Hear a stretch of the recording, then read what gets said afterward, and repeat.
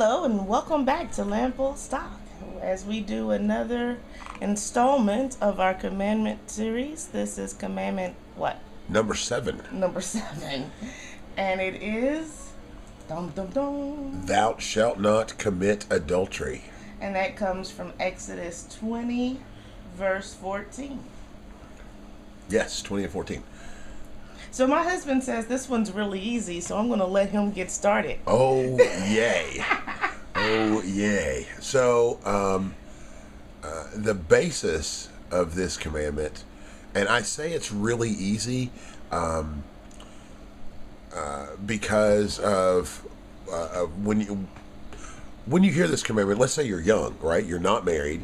You're young. You hear this commandment, and you're like, well, I can't break this one. I'm not married. And then you get married to somebody that you are totally committed to. Yes, say that again. Somebody you're totally committed to, and you're like, hey, this is really easy not to break because I'm completely committed to this person, right? Well, you've been together as long as we've been together. You just get on my nerves sometimes, but I still have no problem with this particular commandment because I have no desire to cheat on you. Following the law, I have no desire to cheat on you. But this particular commandment, in my mind, is one of the more complicated commandments, even though it seems simple. It seems very simple, but to me, it's very complicated.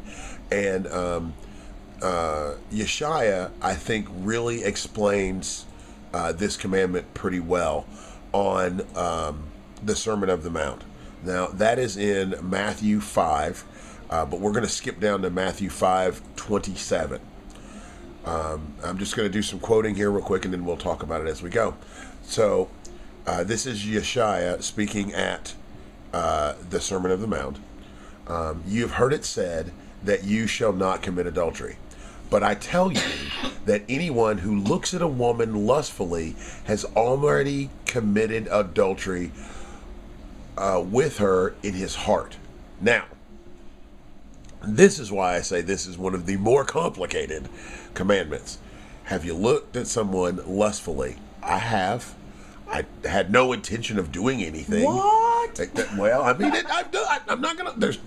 I have done it. So, I've looked at someone that way, and what you meant to do at when you woke up at 8:00 in the morning for that day, you've now looked at someone lustfully. What does this mean?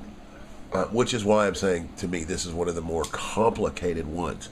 Now, his prescription for what to do about it is even worse. So, 29, this is Matthew 5 and 28. Matthew 5 and 29. If your right eye causes you to stumble, gouge it out and throw it away. It is better for you to lose one part of your body than for the whole body to be thrown into hell. That's tough. That's tough. So, really what I think he's trying to illustrate with this particular verse is the seriousness of the offense.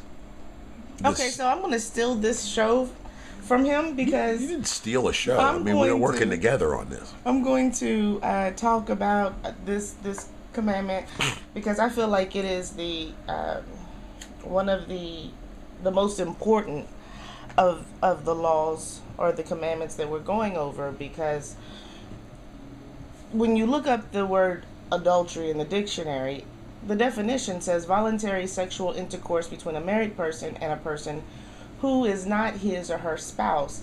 But that's not really what the Bible is talking about when we go into it and we look at adultery, because there is the physical aspect and there's also the spiritual aspect. The Most High made a covenant with us through Abraham, Isaac, and Jacob. And that was a marriage contract between his people and him. And if you are a Hebrew Israelite, you were born in that contract. And so a lot of verses in the Bible talk about committing adultery when it's referring to going after other gods, because we are spiritually taking our love from our Creator and giving it to some other God or being or deity or whatever. So with Jeremiah 3:9, it says, because Israel's immorality mattered so little to her, she defiled the land and committed adultery with stone and wood. So adultery is not just a sexual thing, and I really believe that the sexual aspect of it is very small. When you go to a husband and a wife, if I was to go out and have sex with another man, then gonna have problems. Shut up. Then I would be committing fornication, not adultery. And fornication and adultery are not the same thing. So even though I'm married, the sin would not be adultery unless I gave him my thoughts, because I am married to my husband. He is my head. He is my lead. He is my everything. Oh, man. On this earth. Can Be you say quiet. that again? No, I never will say that I again. need that on tape. It is. I'm playing just this one part over and over again. On this earth. And so I have given him my body. But more than that, I've given him my mind, my soul, my spirit, and everything that makes me who I am. So even though I gave my body to someone else, it didn't mean anything. It didn't mean that much unless I gave him my mind and took it away from him. And if I do that, then I am killing us, because when we become married, we are not separate people anymore. We are one person. So if I take away half of that union, then I have destroyed that union. And that's why adultery is so critical and spoken about so much in the Bible. If you take away part of that union between you and the Creator, then you have destroyed it, and it can no longer work. So when it comes to adultery, it's a very serious offense. And I know before we came into the truth, I had committed adultery. I had not had sex with someone else, but me and my husband were having hard times. I didn't feel like he cared about me, and I didn't care about him, and our relationship was completely toxic. And I still feel bad about that to some degree, because I had found somebody else who talked to me and made me feel the way my husband should have made me feel. And it's not his fault, it's my fault, because I decided to allow my affections to deteriorate with him and give them to someone else. And a lot of people will say, well, I didn't cheat, I didn't have sex with somebody else. But if you take away that part of you that makes you and your husband great, then that's worse than having sex with someone else. How do you get that back? For me and my husband, it was a very long road to getting that back. And I'm saying this on the video, but I've already told him, we've already had this conversation. Oh, you needed that. Okay, we're not doing relationship advice. See, I'm just too complicated. But I'm just going to briefly hit this. From the other side, you have to remember, none of the events that take place are isolated. So it's not like, well, she decided to go find someone else without cause. It's not like I didn't stand off away from her and we didn't have the kind of relationship we needed to be having at the time, and that formed this whole event. So don't think out there that oh, she's done something all wrong and it wasn't my fault. Let's not be confused here. So a lot of I know that it seems like a lot of men believe that they can have sex with many women, but it's only a woman who commits adultery. The man is just, I don't know, doing his thing, right? Because you have the Bible That is verses. so weird. I'm sorry. I mean, as a man, that is the strangest concept. I don't even get it. It's like, well, I'm a man, so I can, do my thing, lay it down, whatever. But a woman, they look at really bad if she has had sexual relationships with somebody else. And I'm not saying that you shouldn't look at a woman bad if she's done that, but you should look at a man just as negatively, because it's not just a woman that can commit adultery. Absolutely. And I know that men can have more than one wife according to the Bible, but there's rules and regulations with that. And you can't just go out and say, oh, that thing looked good, oh, well, she's now my wife. Hey, first, second, third wife, move over, here comes a new wife. No, that don't. It doesn't work like that. If you go to Luke chapter 16, verse 18, it says, whosoever putteth away his wife and marrieth another committeth adultery, and whosoever marrieth her that is put away from her husband committeth adultery. So men commit adultery, and so do women commit adultery.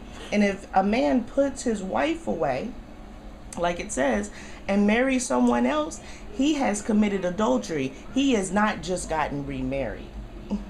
And if you marry a woman that was put away, then you were committing adultery. You were not getting married. So you have to be careful who you are out here dealing with when you're going out and you're finding someone, because there's a lot of people who think that they can just put their wives away without any consequence because, oh, well, you can get divorced. Well, you can, but the only way that you're really allowed to get a divorce is if your spouse has committed the act of fornication. Sermon on the Mount, one more time. Okay. Matthew 5:31. It has been said, anyone who divorces his wife must give her a certificate of divorce. But I tell you, and this is Yeshai speaking, but I tell you that anyone who divorces his wife, except for sexual immorality, makes her a victim of adultery, and anyone who marries a divorced woman commits adultery. See, to me, this is an example of pointing out the seriousness by showing you everything that's wrong with it. The seriousness of the family. When you're creating a relationship which is supposed to last forever, it is very serious. And what is going on in this world, or at least the way I see it, they make it seem like relationships are A, a dime a dozen, or B, you can just throw them away whenever you want to and just start over. Oh, you're not happy? Get divorced, start over. Just do something else. But see, the Most High does not look at it that way. It's the seriousness of making a contract or an oath or a covenant. The Most High made a covenant with us. And we look back and we say, we are Hebrew Israelites because of that covenant. But then we think that we can just break covenants. We expect that the Most High is going to keep up his end of the covenant, even though we as Hebrew Israelites were very adulterous. We have ran off and followed and sought after every god they have put before us. If it's from some American idolized actor or singer, or if it's to the pagan gods of the Egyptians or the Romans or whoever, we have run off and served and given tribute to these things for a long time. And he has not just thrown us all away. He has given us a way to come back. He has forgiven us, because, a lot of, even in the Bible, if I was to fornicate with someone else being married, my husband does not have to divorce me. He does not have to send me away. And some people, I think, believe that, well, if that happens, then you have to get divorced. But you don't. You can come back together and work it out. And it's really what you're supposed to do, because you've said to yourself, to each other, and to the Most High that this is the person that you are going to be with. This is the person that you were sharing your life with and your soul with. As a wife, I'm saying this is the person that is going to take care of me, be my lead, and that I'm going to take care of. that I am going to follow him, and to then just say, well, here comes this bump in the road. He did something I didn't like. He said something I didn't like. I'm done with him. Then that's wrong. Just like we would think it was wrong if the Most High said, hey, you know what? I'm tired of all of you Hebrew Israelites, and I'm not going to stick to the oath that I made with you all. Now, we depend on the oath that he made with us, because we know that the only way that we can get out of the condition that we're in is by him fulfilling that oath. And so if we expect him to take that oath seriously and forgive us and bring us back and let us, come back to him, even though we've broken it, and we need to have that same sort of thought when it comes to the oath or the covenant that we made with our husbands or our wives. And also, all those, it means that your word matters. I mean, that's what it comes down to. It means that when you say you're going to do something on this, you're going to make this commitment, you have thought about it, you're taking it seriously, and you are applying it to yourself. And ultimately, that's what we're always talking about when we're saying you need to be following the law. You need to be growing and becoming closer to the Most High. We're talking about taking that covenant between you and the Most High seriously.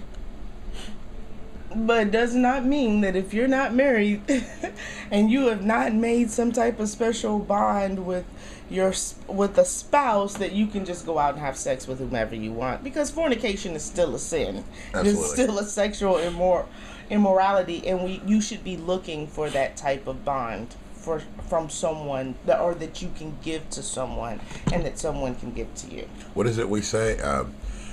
We have a daughter, and we say that Hebrew Israelites don't date. They husband shop. They don't date. They husband shop. Because the thought is, yes, you're meeting someone. You're going out to have a good time. That's true. But if this person isn't following the Most High, if this person isn't a real relationship, you're not trying to form a real relationship, then you don't need to be dating them. And that relationship is not based on looks or money. It is based on their commitment to the Most High. Do they have a strong commitment to the Most High? And do you have a strong commitment to the Most High? Because if you have those things, if everybody has those things, then it doesn't really matter who you marry, what they look like. It is about what you're doing for the Most High, and where you as a couple can grow and get closer to him, because everything else will work itself out if you have that commitment. If there is no commitment there, then it doesn't matter what you do. Absolutely. All right, so do you have another thing? You got something else? No, I think I'm good. We didn't spend a whole lot of time on this. We spent more time on relationships than we did on adultery. Oh, well, don't commit adultery. Yeah.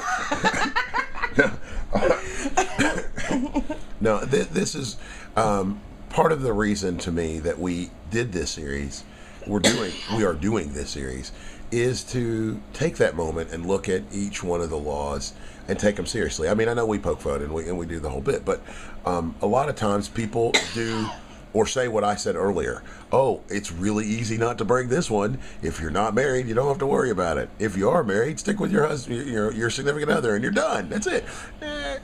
There's more to it than just that. And it's important to understand that adultery does not mean having sex with someone else, because you can run around all day long as a wife or a husband and say, well, I haven't had sex with somebody else. But if you've given your self, what makes you up to someone else, then you have committed adultery. Absolutely. If you've decided to take what you were giving to your wife or your spouse and give it to someone else, if that's your time, if that's your care, if that's your thoughts, then you have committed adultery, and that was what I had done. Well, now listen, I also want to take it the other way around. If you give all of yourself to your job, or you hold it all to yourself, which is what I had done, you're still also committing adultery. You're keeping yourself from your significant other, in such a way that you're setting your relationship up for failure. Yeah, you're taking away what the other person needs from you. Right. And so that is a horrible thing. It's horrible what you do to them, but it's also horrible what you do to yourself, because you can't do something like that and not have the consequences fall back on you.